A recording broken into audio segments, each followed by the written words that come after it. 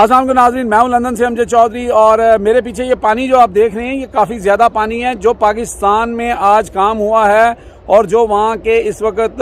करता धरता हैं जो इस मुल्क को चला रहे हैं और जो भी इस वक्त बरसे इक़्तिदार लोग हैं और जो असम्बली के अंदर आज हुआ उन सब के लिए ये यहाँ से चुल्लू भर पानी बहुत है जिसमें उनको डूब मरना चाहिए कि जो इस मुल्क को कहते हैं कि ये जमहूरिया यहाँ पे जमहूरियत है और हम यहाँ पर जो है वो पार्लिमानी निज़ाम जो है उसको चला रहे हैं। यानी कि आज मैं अभी आपको बता नहीं सकता कि इस वक्त जो यहाँ पे ओवरसीज़ पाकिस्तानी हैं, पिछले 1.5 घंटे से मैंने अपना दूसरा फ़ोन जो है वो ऑफ़ कर दिया है कि लोग इतने परेशान हैं और वो बार बार फ़ोन करके पूछ रहे हैं कि जनाब अमजद साहब ये क्या हो गया, ये क्या हो रहा है हमारे मुल्क में। इस वक्त इमरान खान साहब ने भी लोगों को कॉल दी है कि वो पुरअमन बाहर आएँ, पुरअमन एहतजाज करें। अब देखते हैं कि ये कितना पुरअमन रहता है, लेकिन लोगों की बस हो गई है, बार बार लोग बाहर आते हैं। अब ये पुरअमन एहतजाज से कोई फ़र्क पड़ने वाला कि नहीं पड़ने वाला, जो मुझे नज़र आ रहा है यहाँ पे किसी ख़ास एजेंडे के ऊपर काम हो रहा है और कुछ लोग जो इस मुल्क को गलत डायरेक्शन में चला रहे हैं वो नहीं चाहते हैं कि यहाँ पे पुरअमन एहतजाज हो, या तो वो ये चाहते हैं कि उनका कोई रास्ता हमवार हो जाए। और हम बड़ी दफ़ा ये कह चुके हैं कि ये मुल्क के अंदर किसी किस्म की जमहूरियत इस वक्त नहीं है। यहाँ पे एक किस्म का सिविल मार्शल लॉ है, बल्कि सिविल मार्शल लॉ क्या मैं कहूँगा ये मार्शल लॉ से भी बुरा है। जो कुछ हो रहा है ये मार्शल लॉ में भी नहीं होता था। वहाँ तो चलो एक डिक्टेटर आके काम करता था, सबको पता होता था कि ज़ोर ज़बरदस्ती से हो रहा है, लेकिन यहाँ पे पपेट्स जो हैं वो आपके सामने आप के सामने हैं, जिनको आप यूज़ करते हैं, जिनके नारे बड़े ज़बरदस्त हैं, जो कहते हैं शेर एक बारी फेर, और फिर उनमें से ऐसे भी हैं जो ये कहते हैं कि जी जमहूरियत जो है वो बेहतरीन इंतकाम है। और आज भी भुट्टो ज़िंदा है। पता नहीं भुट्टो अगर आज ज़िंदा होते तो कितने शर्मिंदा होते, क्योंकि वो तो एक बड़ा लीडर था। उसने तो फांसी का फंदा अपने गले में डाल के और कॉम्प्रोमाइज़ नहीं किया और वो तख्तादार पे लटक गया और लोग उसकी वजह से आज भी जुल्फ़िकार अली भुट्टो को जो है उसकी रिस्पेक्ट करते हैं, उनको ऑनर देते हैं। मैं भी उनको मानने वाला में से था, लेकिन ओबियसली जब मैंने देखा कि उनकी पार्टी जो है ऐसे हाथों में चली गई है जो नोटों के बोरियों के मुंह खोल के लोगों के ज़मीर ख़रीदते हैं और ज़मीर की सुदागरी करते हैं, तो फिर मैंने ऐसी पार्टी से किनारा कशी कर ली। इमरान खान जो हैं उनकी सारी ज़िंदगी आपके सामने है, आप उनके ऊपर सो तनकीद कर रहे हैं, सब कुछ कर रहे हैं, लेकिन इस वक्त इमरान खान ने ये साबित कर दिया है कि जो उनके ऊपर एक लेबल लगता था कि वो एस्टेब्लिशमेंट के बंदे हैं, एस्टेब्लिशमेंट उनको लाई है, लेकिन इस वक्त तक उन्होंने अपने कॉन्टैक्ट के साथ जो कुछ किया है बता रहे हैं कि वो एक सच्चे मुहब्बे वतन पाकिस्तानी हैं, अपराइट लीडर हैं और वो पूरी कोशिश कर रहे हैं। अभी तक आज की तकरीर में भी उन्होंने आवाम को कोई इस तरह का इमोशनल जो है वो स्पीच नहीं की कि आप सड़कों पे निकलें, तोड़ फोड़ करें। उन्होंने कहा आपको पुरअमन रहना चाहिए, हम पाकिस्तानी पुरअमन एहतजाज करेंगे और हम सुप्रीम कोर्ट की तरफ देख रहे हैं। अब ये सबसे बड़ा, मैंने जो कल वीडियो की थी वहाँ पे भी मैंने कहा था कि ये सुप्रीम कोर्ट का बहुत बड़ा इम्तिहान होगा, क्योंकि मुझे ये गटी फीलिंग थी कि ये कुछ ना कुछ ऐसा हेर फेर करेंगे। अब आप ये देखें कि एतजाज़ हसन बड़े सीजनल लॉयर हैं, वो कानूनदान हैं, उसके अलावा इनके जो अपने अकरम राजा हैं मुस्लिम लीग नून के, जिन्होंने नवाज शरीफ का केस लड़ा था,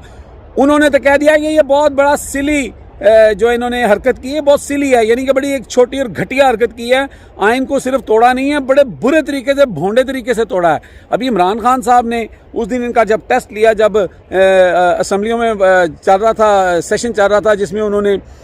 ये डिसीजन दिया कि जनाब हम असम्बलियाँ तोड़ रहे हैं, और उस वक़्त वो सेशन पूरा चल गया, लेकिन वो टेस्ट कर रहे थे तो कहा गया जी जनाब इमरान खान वो प्रिजन वैन आ गई, अदालतें खुल गई, सब कुछ खुल गया। आज तो बाकायदा तौर पे आइन को तोड़ा गया है, तो आज सो मोटो क्यों नहीं लिया जा रहा? आज अभी तक जो है वो हमें अपनी जो अजीम अदलिया है उससे कोई ऐसी खबर क्यों नहीं मिल रही है? उम्मीद तो हम ये करते हैं, इमरान खान साहब भी ये करते हैं और यहाँ की 22 करोड़ आवाम भी ये करती है कि, और ये आखिरी चांस है, ये हमारी अदलिया के लिए भी आखिरी चांस है, हमारे चीफ जस्टिस साहब के लिए भी बड़ा मुअद्दबाना तरीके से मैं कह रहा हूँ आखिरी चांस है कि वो ये साबित करें कि कानून की कुछ ना कुछ जो रिस्पेक्ट है, जो ऑनर है, जो अमल दरामद है, वो है हमारे मुल्क में। लेकिन ये एक बच्चे को भी नज़र आ रहा है कि ये सारी चीज़ सिर्फ हमजा जो एक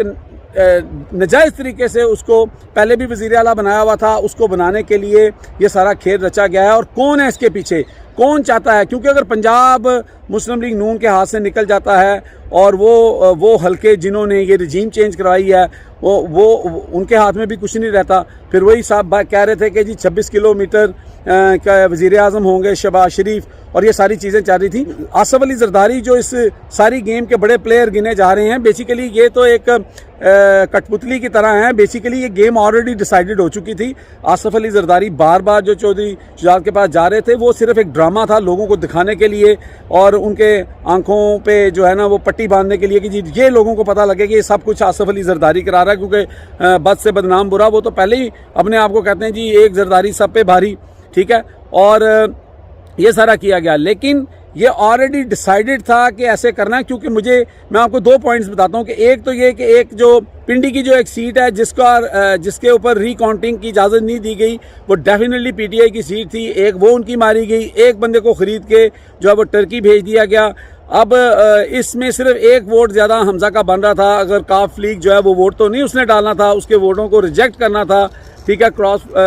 फ्लोर क्रॉसिंग के सिलसिले में, तो वो भी करके और पूरा एक प्लान करके मैथमेटिकली उसको मैनेज किया गया था। लेकिन अब ये जुडिशली के ऊपर जो है वो बहुत बड़ा बर्डन आ गया है और सब लोग ये कह रहे हैं कि ये फ़ैसला जो है जुडिशली जो है वो जरा कलादम करार दे देगी, और अगर नहीं देती तो फिर भाई देख लें कि आपके मुल्क के अंदर जो है ना वो कोई जमहूरियत नहीं है,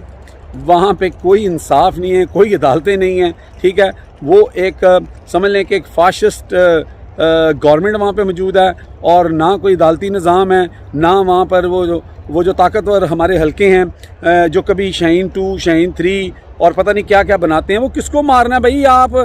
किसके साथ जंग करनी है? अब तो जंग जो है वो सिर्फ अपनी आवाम के साथ ही हो रही है। तो मुझे नहीं लगता कि अगर ये चीज़ें यहाँ पे ना रुकी, जो लोगों के अंदर गुस्सा है, जो लोगों के अंदर इस वक्त जज्बात हैं, जिस तरह वो सोच रहे हैं, हमें क्या ज़रूरत है भाई इंडिया से लड़ने की? इंडिया पिछले 30 साल से कोशिश कर रहा था कि पाकिस्तान और पाकिस्तान की हिफाज और उनके दरमियान जो है वो दरार पैदा कर सके, वो नहीं कर सका। लेकिन पिछले 3 महीनों में माशाल्लाह हमारे यहाँ पे कुछ चंद लोग हैं जिन्होंने ये भरपूर कोशिश की, और आज अवाम जो है, मैं फिर कहूँगा कि हमारी हिफाज जो है वो बड़ी अजीम फ़ौज है और हम उनके पीछे खड़े हैं, उनके साथ खड़े हैं, वो कुर्बानियाँ देते हैं। लेकिन चंद लोग ऐसे ज़रूर हैं जिनकी वजह से इस वक्त अवाम जो है वो ये सोचने पर मजबूर हो गई है कि हमारा मुल्क कोई मुल्क है या बनाना रिपब्लिक है, यहाँ पे